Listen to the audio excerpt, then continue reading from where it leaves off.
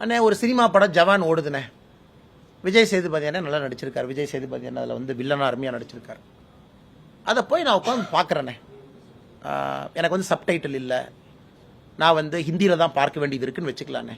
அது திணிக்கிறதா இல்லை ஹிந்தியை கற்றுக் கொடுக்கறதா, எல்லாமே டிபேட்டபிள் பாயிண்ட் தான். எனக்கு வந்து ஹிந்தி பிடிக்குமா பிடிக்காதா அப்படிங்கிறத ரெண்டு கேள்வி தான் இருக்கு. இன்னைக்கு எல்லா ப்ரொடியூசரும் ஹிந்தி. ஷாருக் கானுடைய red chilli entertainment production, own production, அதில் போய் நடிக்கிறாங்க. விஜய் சேதுபதி அவர்களை பற்றி எந்த கருத்து சொல்ல விரும்பல, அவருடைய உரிமை. அவர் ஹிந்தி படத்தில் நடிக்கணுமா நடிக்கட்டும், போஜ்புரி நடிக்கட்டும், தமிழில் நடிக்கட்டும், அவருடைய உரிமை.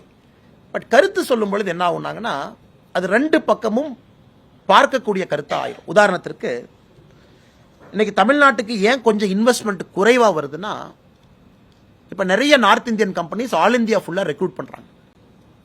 அப்போ ஹிந்தி ஸ்பீக்கிங் குரூப் இங்கே வர்றாங்க. இதை விட பெங்களூர் ப்ரிஃபர் பண்ணுறாங்க. ஏன்னா அங்கே போனால் கம்ஃபர்டபுளுங்க, லாங்குவேஜ் பேசுவோம், இங்கே வந்து தமிழில் தான் நாங்கள் பேசணும், எங்களுக்கு வேண்டாம். இதனாலேயே நமக்கு நிறைய இன்வெஸ்ட்மெண்ட் ஆப்பர்ச்சுனிட்டி குறையுது. நாம் அதை ரிஸ்க் எடுத்திருக்கோம், நம்மளுடைய கலாச்சாரம் இப்படி இருக்கணும் அப்படி இருக்கணும். அதனால் என்னை பொறுத்த வரைங்கன்னா, நானும் முதல்ல இருந்து தெளிவாக சொல்கிறேன், ஹிந்தி விருப்பப்படுறவங்க படிங்க, வேண்டான்னு நினைக்கிறவங்க படிக்காதீங்க. அதனால தான் நம்முடைய மும்மொழி கொள்கை நாங்கள் சொல்றது 3 மொழி படிங்கன்னு தான் சொல்கிறோம். ஹிந்தி மொழி படிங்கன்னு மோடி சொல்லவே இல்லைங்க. கட்டாயமா தமிழ் படிக்கணும், கட்டாயமா ஆங்கிலம் படிக்கணும், 3வது மொழி ஃப்ரீ, என்ன வேணுமோ படிங்க.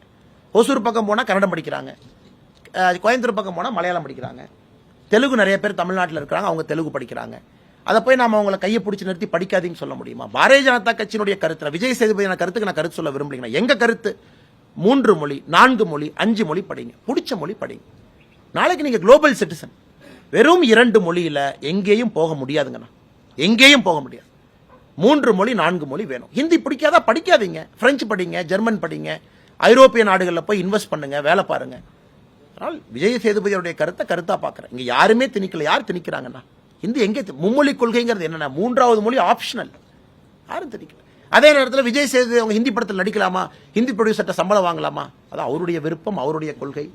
அவருக்கு டேலண்ட் இருக்கு, அருமையாக நடிக்கிறாரு. நானும் பார்த்து ரசித்து கை தட்டிட்டு வர்றேன். விஜய் சேதுபதி என்ன பார்த்துட்டு நான் கருத்து சொன்னால் தப்பாக போயிருங்கண்ணா.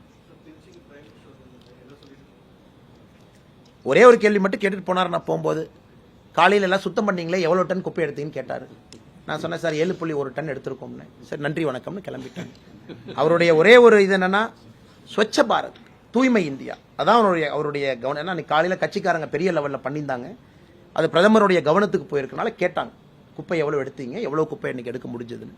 அதனால் பிரதமரை பொறுத்தவரை அரசியல் பேச வேண்டிய நேரமும் சூழ்நிலையும் அவனுக்கு இல்லைங்கன்னா அவர் பேசவும் மாட்டார்.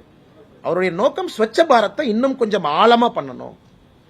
அவர் சொன்னது, நான் வர்ற அன்னைக்கு மட்டும் பண்ணாதீங்க, டெய்லி பண்ணுங்க, நேரம் கிடைக்கும் போதெல்லாம் பண்ணுங்க, கிராமத்தில் பண்ணுங்க, மக்களை வச்சு பண்ண வைங்க, கட்சி நண்பர்கள் இது ஒரு மூமெண்டா மாத்துங்க அப்படிங்கறதான் பிரதம மந்திரியினுடைய அறிவுரைங்க.